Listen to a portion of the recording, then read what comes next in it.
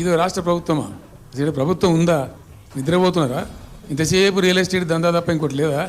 ఇల్టు భూములు ఎట్లా అమ్ముదాం, పల్టు భూములు ఎట్లా అమ్ముదాం, ఆ భూములు ఎట్లా దెబ్బ పెడదాం, ఇంకెంత కమిషన్ కొడదాం, ఇది తప్ప రాష్ట్ర ప్రయోజనాలు, నీళ్లు, రైతులు, మనుషులు లేరా? ప్రాజెక్టులు ఎందుకు 2 నెలల నుంచి 1 రూపాయి పెట్టలే? ఎందుకు ఒక తట్టడి మట్టి తీయలే? ఎవరు నిరోధించిన మిమ్మల్ని? ఎవరు అడ్డుపడ్డారు? మీకు ఎవరు కట్టేసారు మీ కాలను? అటు పైసా పని చేయరు, నిష్క్రియాపరత్వంగా ఉంటారు. ఈ డిపిఆర్ పంపిస్తే సపోర్ట్ చేయరు. ఇలా చివరికి 45 చేయించిన రాస్తారు. ఏం కాబోతుంది? ఎవరో ఒత్తిడి ఉంది దీని వెనుక? ఏం కుట్ర దాగి ఉంది? ఇది 2 ఏళ్ల నుంచి నేను మౌనం పాటించి చూసుకుంటూ వస్తుంది. తప్పని పరిస్థితి నేను బయలుదేరినప్పుడు తప్పదు.